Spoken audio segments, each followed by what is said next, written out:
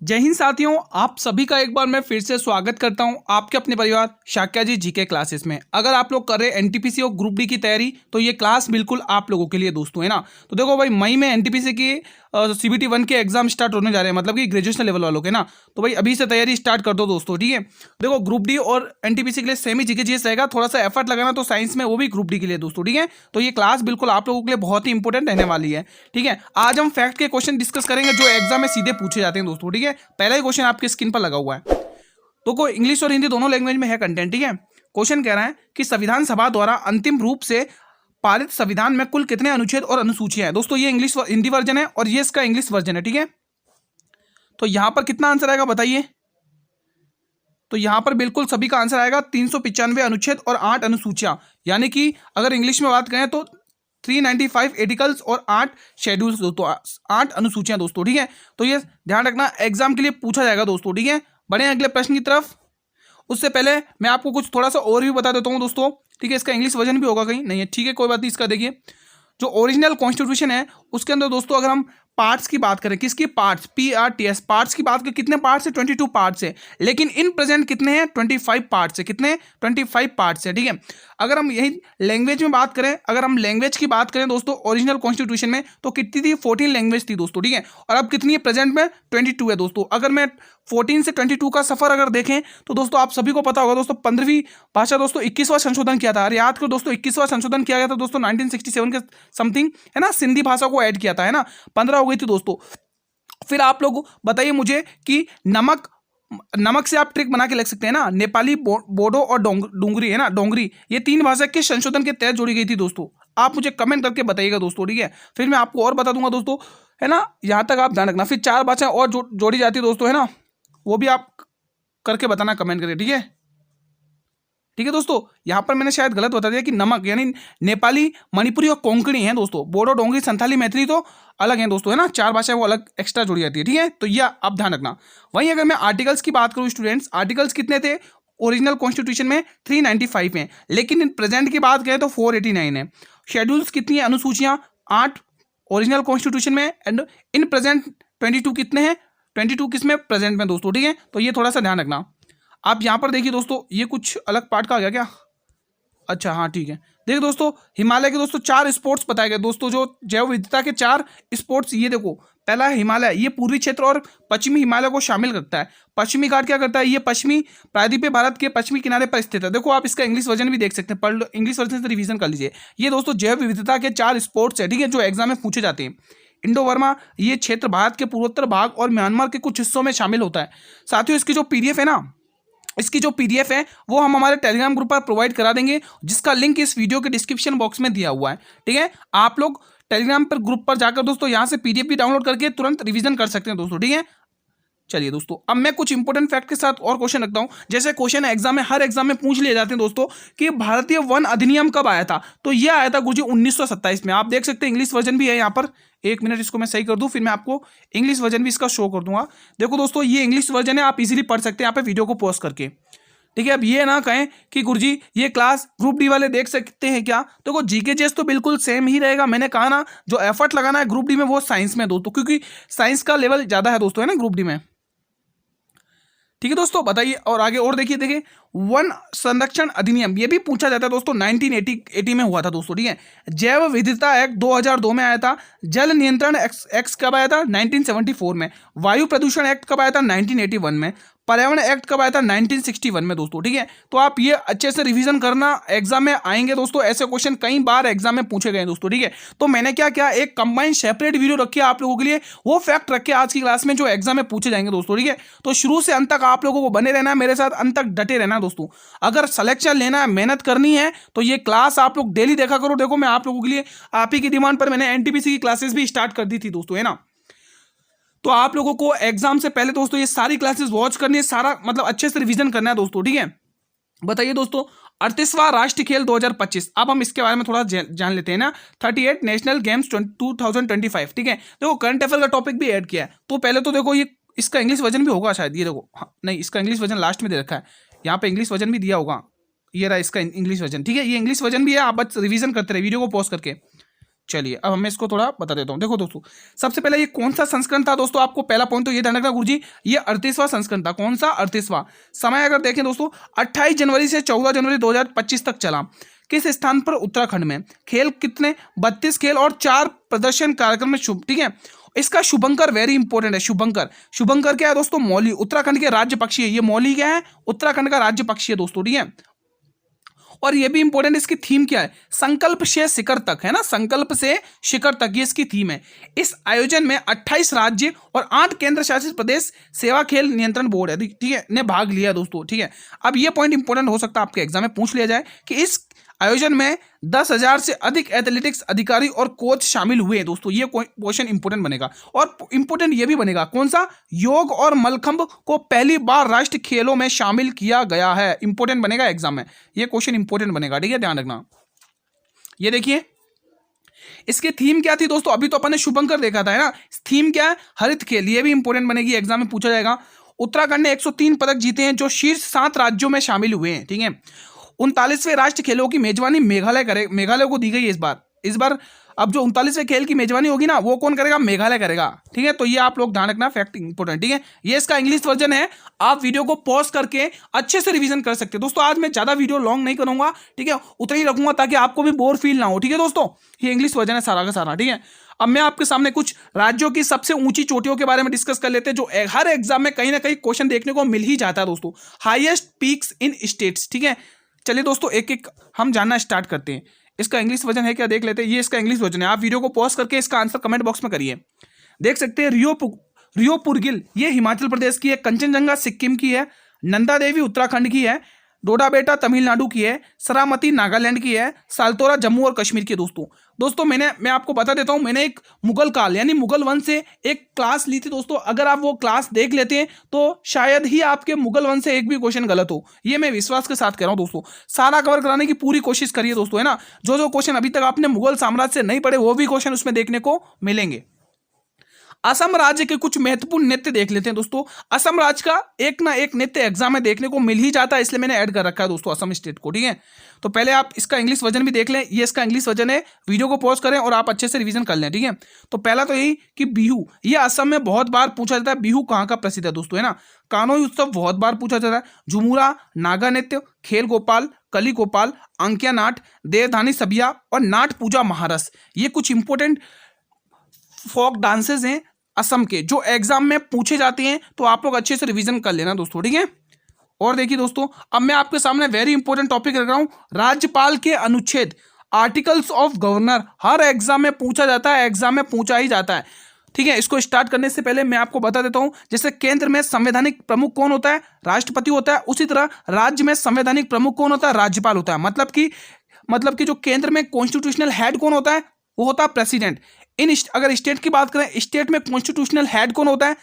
वो होता है गवर्नर, ठीक है, ये ध्यान रखना। और गवर्नर को नियुक्त कौन करता है? इसकी अपॉइंटमेंट कौन करता है? राष्ट्रपति करता है दोस्तों। 5 साल का कार्य रहता है, लेकिन ये राष्ट्रपति के पद पर शांत रहता है दोस्तों, ठीक है। तो ये भी ध्यान रखना। तो ये सारा का सारा दोस्तों, जैसे राष्ट्रपति अपनी अहम भूमिका निभाता है केंद्र में, उसी तरह राज्य में अहम भूमिका निभाता है राज्यपाल, है ना। तो ये ध्यान रखना दोस्तों, ठीक है। जिस तरह से राष्ट्रपति की पावर का यूज कौन करता है? प्रधानमंत्री। उसी तरह से राज्यपाल की पावर का यूज कौन करता है? मुख्यमंत्री, वो भी स्टेट में। तो ये थोड़े से आप लोग देखते रहना दोस्तों, ठीक है। अब मैं आपके सामने स्टार्ट कर रहा हूं। पहला क्वेश्चन आप देख सकते हैं, जैसे अनुच्छेद 153 क्या कहता है?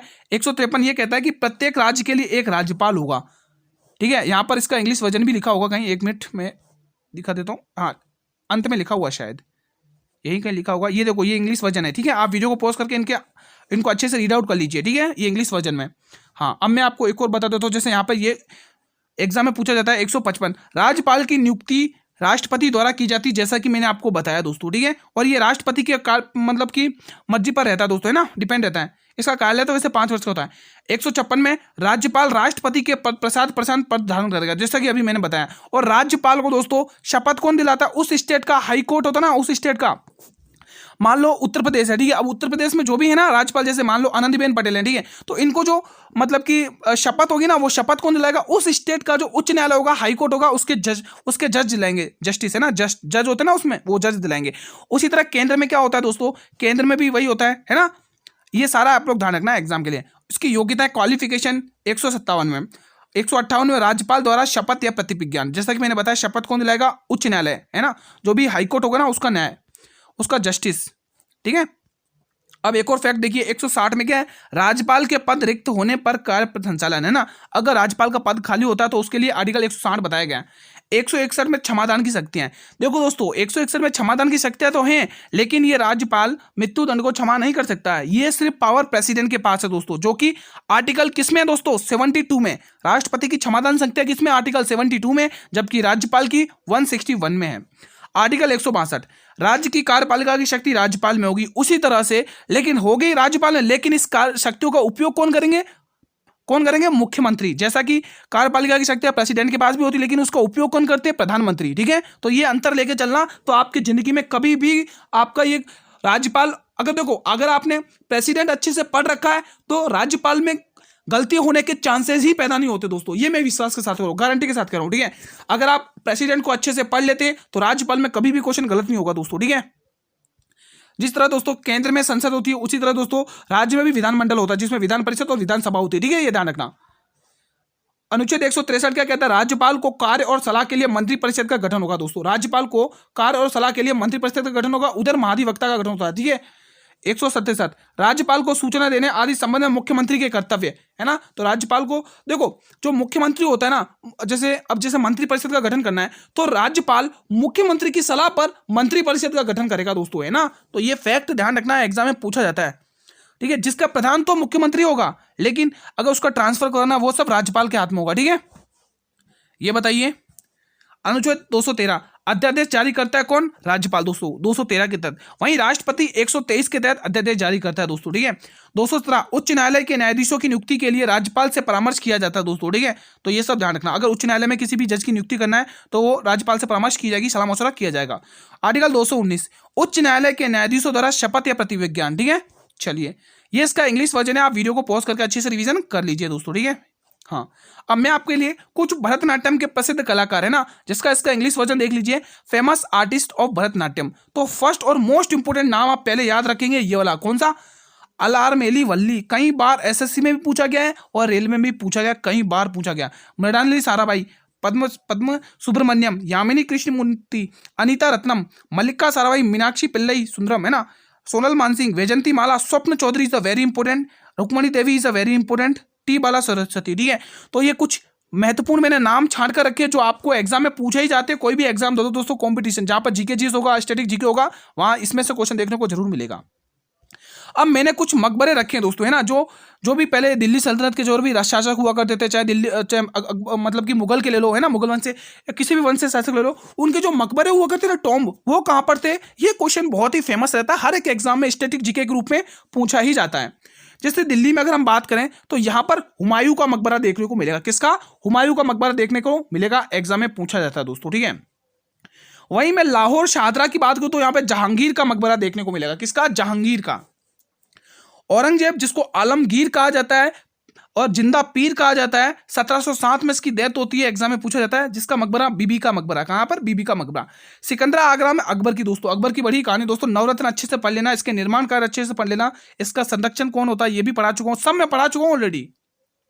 ताजमहल शाहजहां, ठीक है, संभाजी नगर औरंगजेब, ठीक है। अफगानिस्तान काबुल में किसका मकबरा है, बाबर का मकबरा है, ये इंग्लिश वर्जन है, ठीक है, ये इंग्लिश वर्जन है।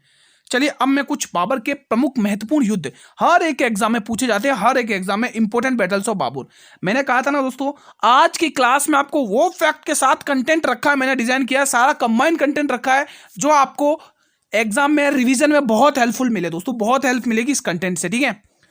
चलिए देखना स्टार्ट करते हैं। सबसे पहला पॉइंट, 1526 में 21 अप्रैल पानीपत का पहला युद्ध हुआ था, ये आपको ध्यान रखना, किसके पक्ष में, बाबर, जो कि काबुल का तैमूर शासक था।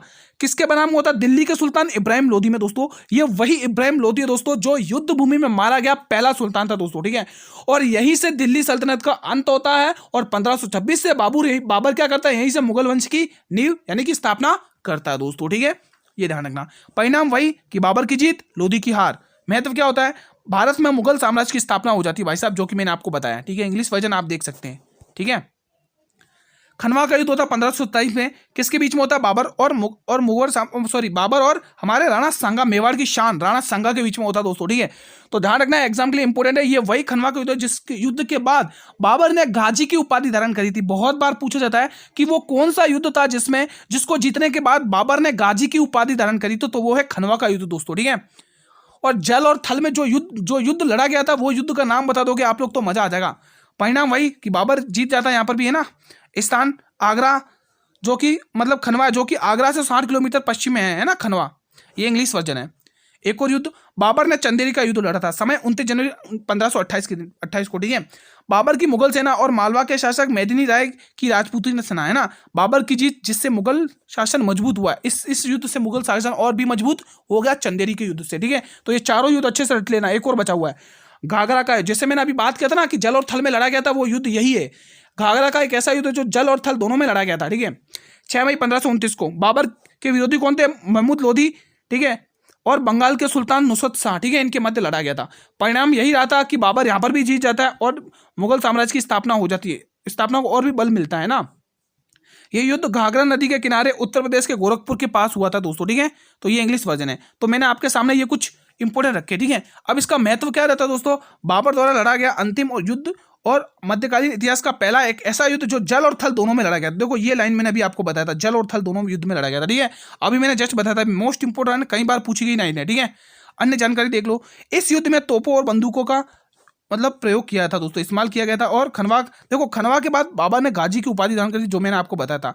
और एग्जाम में पूछा जाता है कि किस युद्ध में बाबर ने तुगलुमा पद्धति का उपयोग किया था, तो वो पानीपत का पहला युद्ध था, ठीक है, 21 अप्रैल 1526 में, ठीक है। ध्यान रखना, पानीपत के पहले युद्ध में दोस्तों बाबर क्या करता है? तुगलुमा पद्धति का उपयोग करता है ना, तोपों का संचालन, ये सब ध्यान रखना, ठीक है।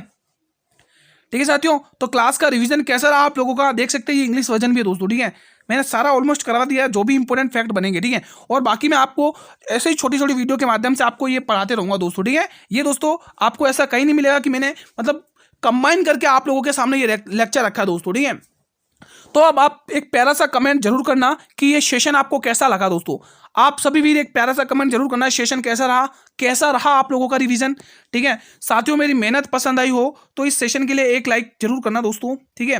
और हो सके इस कंटेंट को शेयर करना अपने सभी मित्रों के साथ दोस्तों आप लोग बिल्कुल भी शेयर नहीं करते दोस्तों। लाइक और शेयर से दोस्तों आपको इतना शानदार मेहनत करने कंटेंट मिल रहा है दोस्तों, आपको इतना रिवीजन हो रहा है दोस्तों आपका, तो आप लाइक और शेयर कर लिया करो दोस्तों, है ना दोस्तों। जितना इसको रीच मिलेगा सेशन को, उतना ही मैं और भी मेहनत करूंगा आप लोगों के लिए दोस्तों, ठीक है। तो आप लोग ये मनोबल बढ़ा दिया करो दोस्तों ना, लाइक वगैरह शेयर वगैरह कर लिया करो। और अगर आप लोग इस चैनल पर पहली बार विजिट कर रहे हैं या क्लास को पहली बार वॉच कर रहे हैं और अपकमिंग वीडियोस के लिए आप लोग इस चैनल को कर लो सब्सक्राइब और बेल नोटिफिकेशन जरूर प्रेस कर लेना, ताकि मैं भी जो भी रिसेंटली अपकमिंग वीडियोस अपलोड करूँ तो आपको यूट्यूब सबसे पहले नोटिफिकेशन प्रेफर करेगा दोस्तों, ठीक है। और हाँ दोस्तों, मैं आपकी इसकी पीडीएफ की बात कर लेता हूँ साथियों। इसकी जो पीडीएफ रहेगी मेरे मित्रों, इसकी जो पीडीएफ, इस क्लास की जो आपके लिए पीडीएफ रहेगी वो टेलीग्राम ग्रुप पर मिलेगी साथियों। अब ये टेलीग्राम ग्रुप का लिंक कहाँ है? तो इस टेलीग्राम ग्रुप का लिंक इस वीडियो के डिस्क्रिप्शन बॉक्स में है दोस्तों, ठीक है। वीडियो के डिस्क्रिप्शन बॉक्स में टेलीग्राम ग्रुप का लिंक मिल जाएगा, वहां से टेलीग्राम ग्रुप को ज्वाइन करिए और अच्छे से रिविजन करिए दोस्तों, ठीक है। दोस्तों आप सभी को पता होगा, देखो मैं बता देता हूँ, एनटीपीसी, ठीक है। एनटीपीसी CBT 1 यानी ग्रेजुएशन लेवल के लिए दोस्तों, CBT 1 दोस्तों, CBT 1 की बात करें दोस्तों, तो ये आपके जो एग्जाम डेट पॉसिबल हो रही है, इसकी जो डेट हो रही है एग्जाम की डेट पॉसिबल हो रही है दोस्तों। अगर देखा जाए तो देखो 25 से 28 अप्रैल के समथिंग तो दोस्तों आपके ये क्या पैरामेडिकल के एग्जाम होंगे ना। तो अगर इसकी डेट देखी जाए तो कम से कम 20 या 25 मई के समथिंग देख लो, 15 से 25 मई के समथिंग देख लो, 25 मई के समथिंग इसकी डेट एग्जाम के बताई जा रही है दोस्तों, है ना। तो आप देखो, अगर आपको सिलेक्शन लेना है ना तो आप इस डेट का इंतजार मत करो भाई, आपने फॉर्म भरा है, एग्जाम तो होगा ही होगा। आप जितना आपको समय मिल रहा है ना उसका फायदा उठाइए दोस्तों।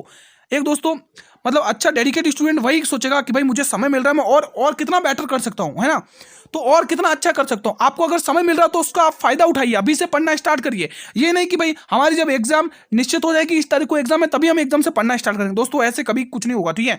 आप अभी से पढ़ना स्टार्ट करेंगे, मैं डेफिनेटली कह रहा हूँ आपको सिलेक्शन लेने से कोई नहीं रोक सकता, क्योंकि हमें समय मिल जाएगा ना कि जिस सब्जेक्ट को हमारा कमजोर है हम उस पर और मेहनत करेंगे ना, उसका समय मिल जाएगा हमारे पास, है ना।